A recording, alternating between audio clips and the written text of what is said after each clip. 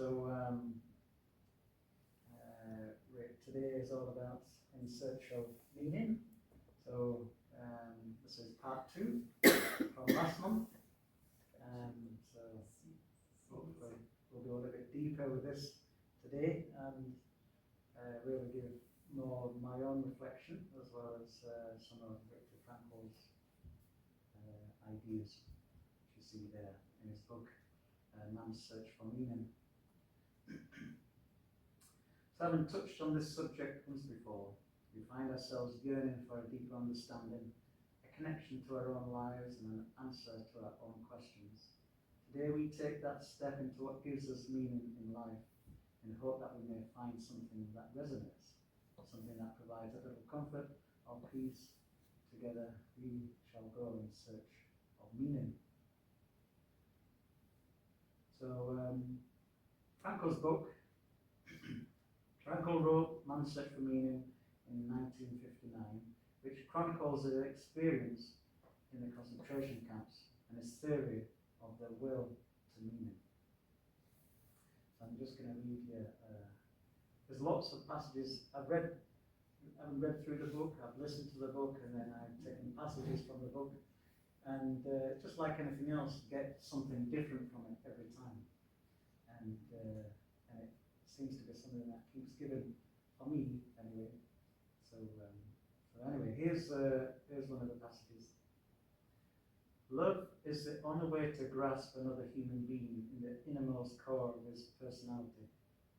No one can become fully aware of the very essence of another human being unless he loves him. By his love, he is enabled to see the essential traits and features in the beloved person. And even more, he sees that which is potential in him, which is not yet actualized, but yet ought to be actualized. Furthermore, by his love, the loving person enables the beloved person to actualize these potentialities by making him aware of what he can be and of what he should become. He makes these potentialities come true. It's quite an amazing observation, especially in the depths of the concentration camp. So love being the key element here, which not only allows us to see each other fully, but also see ourselves fully. And see the potential of who we could be if we were to allow ourselves. You may often have heard the words, be kind to yourself. You may often have heard these words, but probably not really taking them to heart. When we are kind to ourselves, we become open without prejudice, expectation, or fear.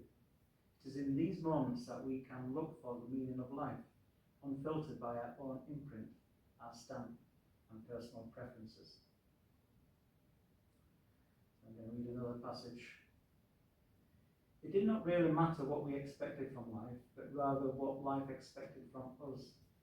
We needed to stop asking about the meaning of life and instead to think of ourselves as those who we were being questioned by life, daily and hourly.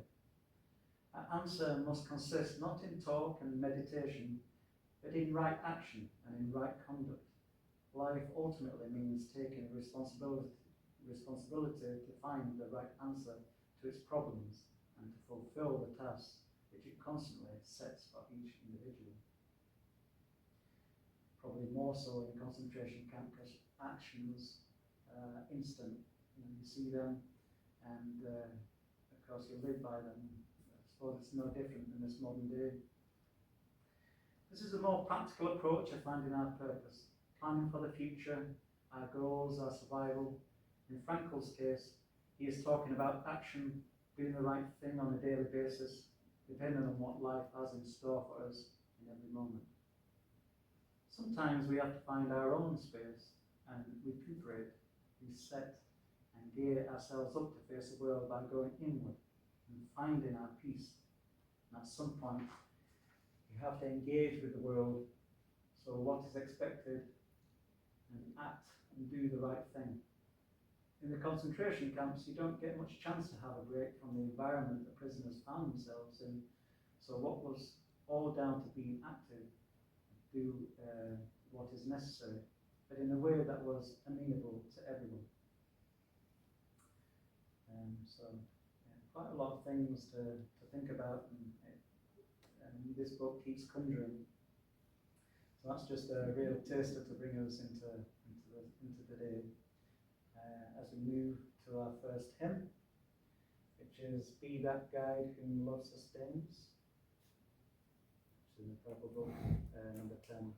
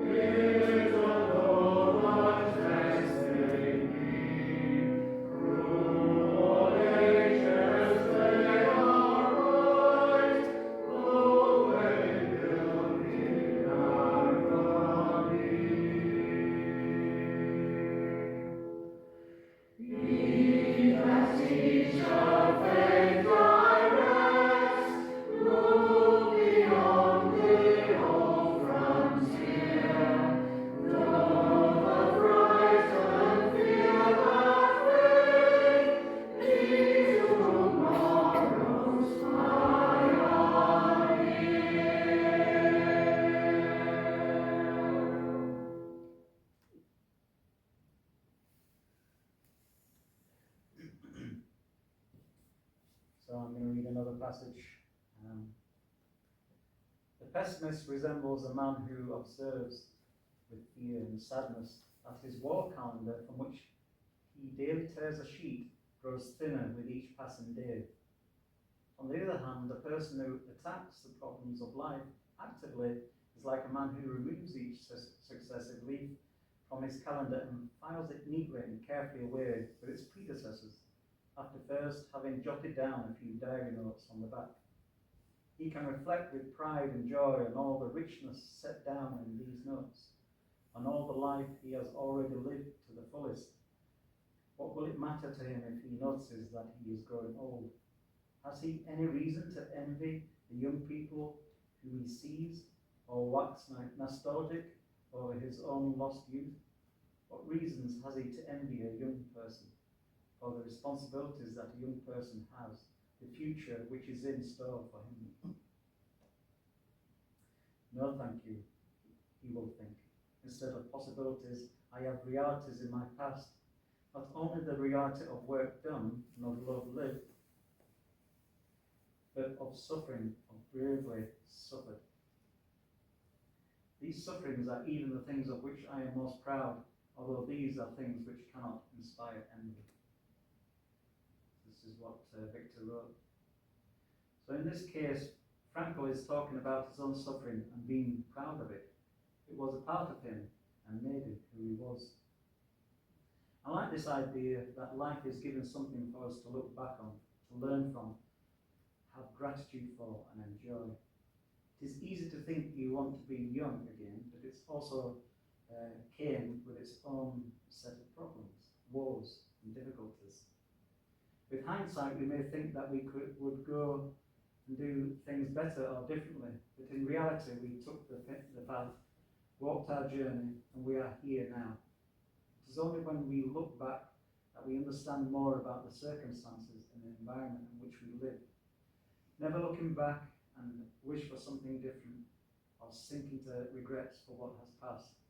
This moment is the key, the time we have now, and is all we need, and what our circumstances might look like. So the new psychotherapy technique that Viktor was created, which was logotherapy, is founded on three core concepts. According to Viktor Frankl, the three primary ways to find meaning in life are by creating something or accomplishing a task, by experiencing something or loving someone, and by the attitude one takes towards unavoidable suffering. This concept is central to his theory of logotherapy, which emphasizes the human will to meaning and a freedom to choose one's attitude even in difficult circumstances. So key points about Frankl's philosophy. Will to meaning. Frankl believed that the primary driving force in humans is not the pursuit of pleasure, like Freud, or power, like Adler, but the search for meaning in life. So, freedom of will. Despite facing extreme hardship, Frankl maintained that individuals always had the freedom to choose their attitude in response to their circumstances. So there's three paths to meaning. Creative values. Finding meaning through creating something, contributing to society through work or art. Experiential values. Finding meaning through deep personal experiences like love and connection with others. And attitudinal values. Finding meaning through one's attitude towards suffering in difficult situations. We'll explore this a little deeper, but first we'll go on to our next hymn. And this is number 21. And grab a book, come and find the quiet centre.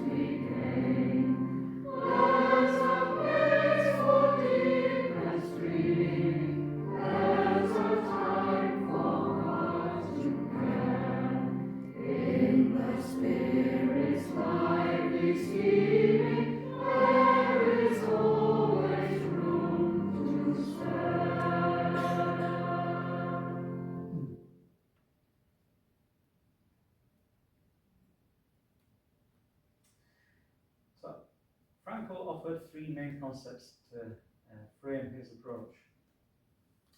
Freedom of will. Freedom of will is the ability to make decisions and take a stance towards internal and external conditions. It's the freedom to choose our responses, no matter the circumstances. It's the freedom to shape our own lives within the limits of our possibilities. How does freedom of will relate to responsibility? Frankl believed that freedom and responsibility go hand in hand. He believed that humans should act in an ethical and responsible way towards others and the demands of life. So how does freedom of will relate to attitude? Frankl focused on attitude more than actions. He believed that people are free to choose their attitude towards the conditions in which they find themselves. And he believed that people are free to choose their attitude towards their instincts. So what is the main human motivation? Frankl believed that the main human motivation is to find meaning in life. So I believe we all have a choice when it comes to the freedom of will. We often rationalize our choices or limit our own choices due to circumstance, our morals, and other people's expectations. When we do this, it seems that we really don't have any choices but the ones that everyone expects from us. We often think about our consequences and repercussions, etc. We may often make our choices for the benefit of others, but there has to be a time when we make them for the simple reason of what is best for us. If we can do this with love in our heart, then it can never be the wrong choice. My belief is that time is finite. So here's where we go a bit deeper. It has a beginning and it has an end. This one belief now fundamentally changes everything else I believe in. Or for me, answers a lot of questions I have about life. I believe that there is something greater outside of time that is eternal and that we are part of. This would mean that our physical existence has already begun and ended from the non-physical perspective. You can wrap your head around that a little bit. It's all about time. We think about time as just being a finite, sometimes we think of it as being eternal. We have our lifespan, which is as a beginning and end. So if there's something greater than time, then that's eternal and time is finite. That's my belief. So this is to say that our lives must be in some way set for this to be true. All we are doing is having a human experience through this lens of time. So where does the free will come into this picture? I hear you ask. To have free will, there must be multiple variations of the reality we experience. Multiple realities means that we do get to choose whether we go one way or another, or the many other billions of choices that we make on a regular basis. Endless amounts of realities means that there are an endless set of timelines which we can choose from, which in turn means endless amounts of choices. This also means we are constantly moving through these realities without even thinking about it. This idea has major repercussions on what is possible and what isn't. That is the only theory, to me, which makes sense of life, the universe, and what happens after we pass to the other side. Each reality is in a different vibrational phase. This is why we cannot perceive it until we make that choice to move towards it. Then the reality we passed from disappears from our perception.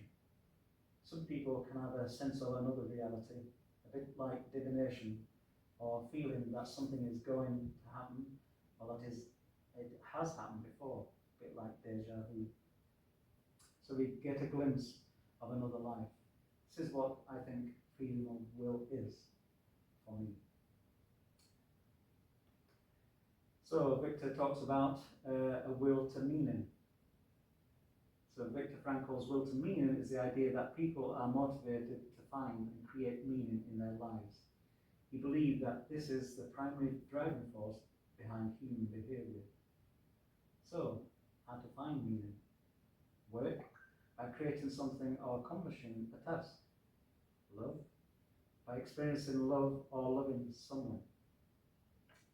Courage, by finding courage in the face of adversity, and attitude by adopting a positive attitude towards suffering. I think all these are quite important.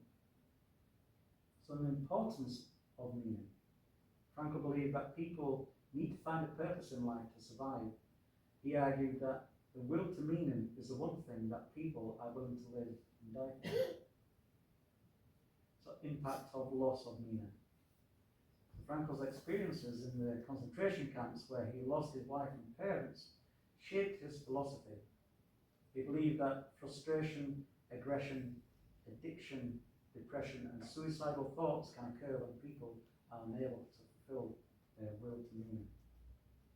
So we can choose to have meaning in our lives or not. It is up to us.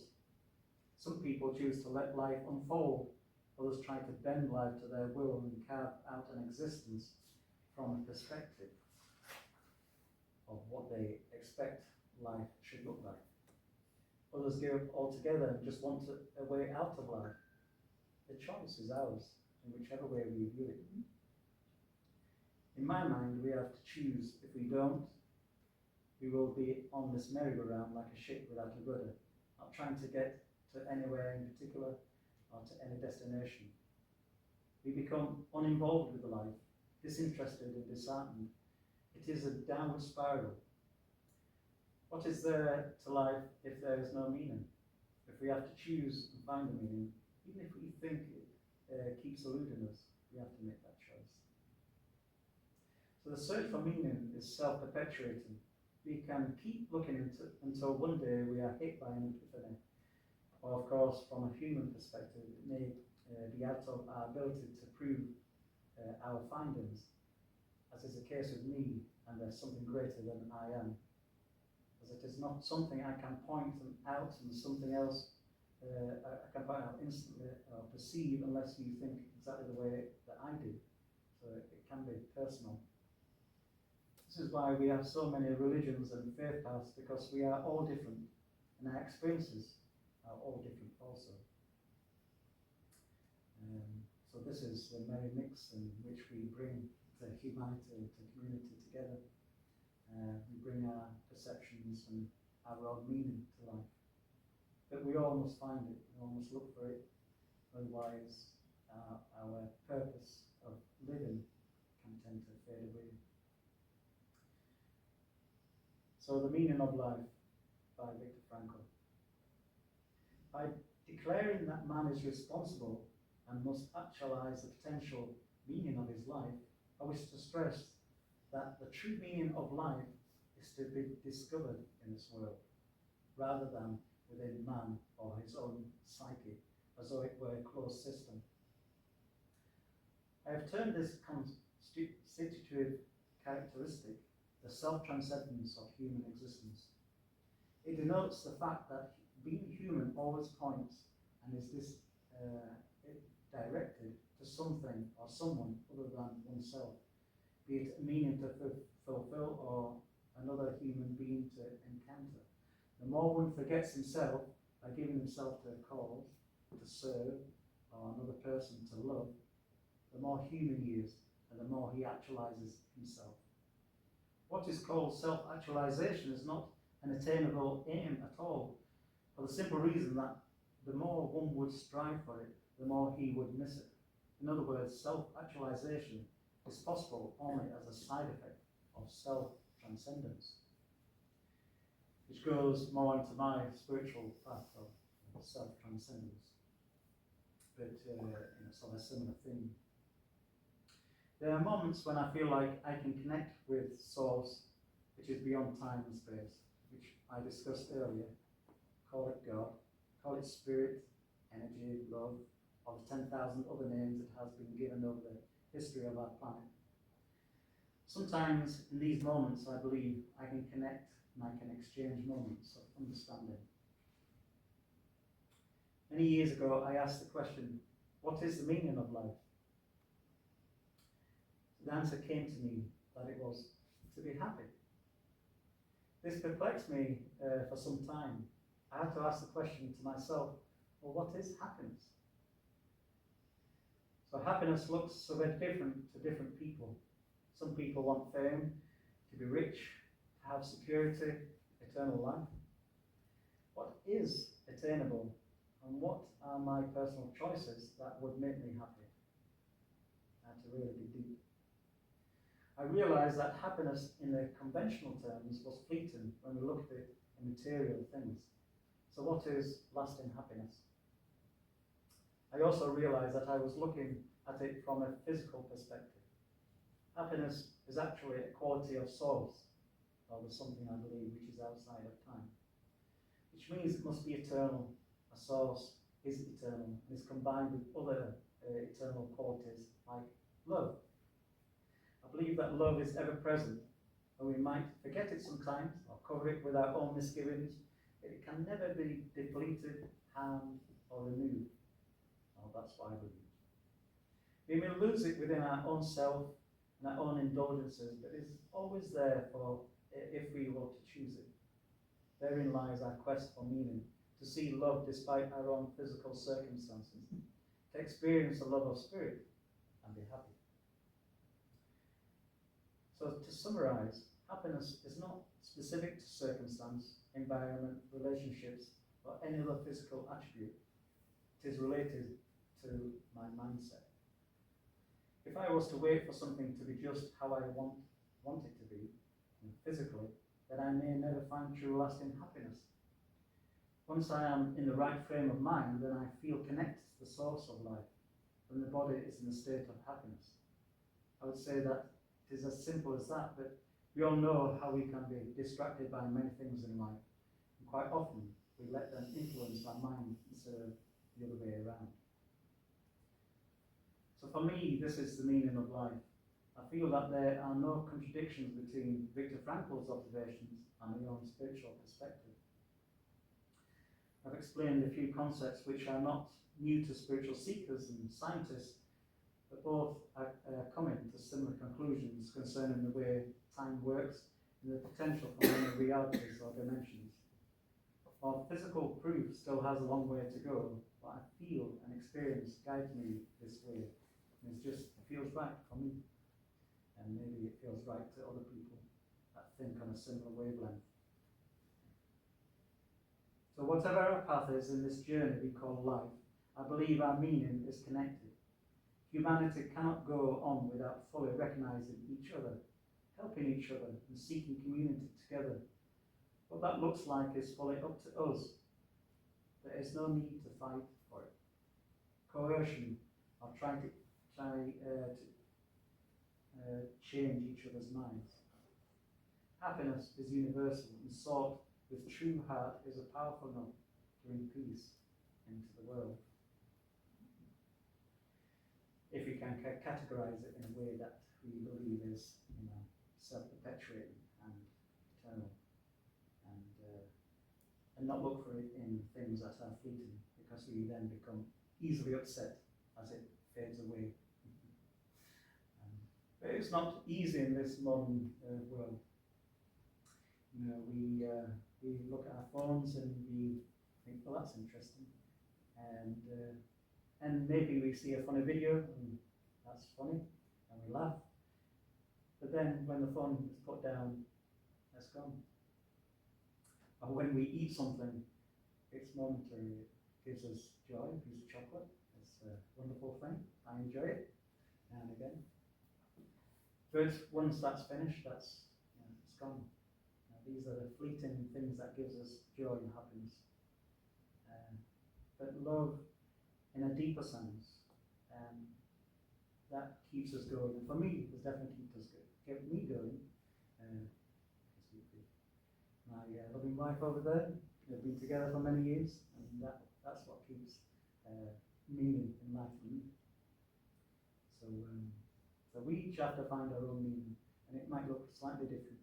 It's not always the same, but that's fine, because we come together and we share that. So that's my meaning to life, in search of meaning. So with that, we can sing our next hymn, which is number 30, Each Seeking Faith.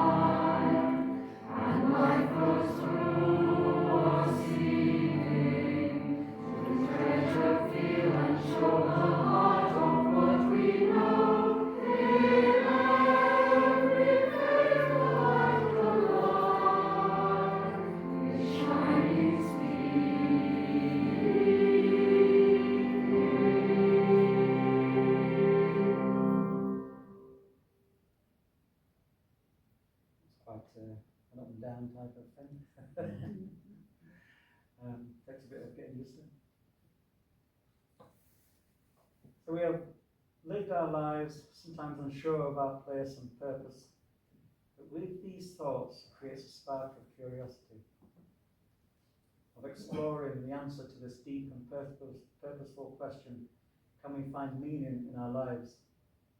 May we go now and be guided on our quest to know, and the answers be written in the lives we lead.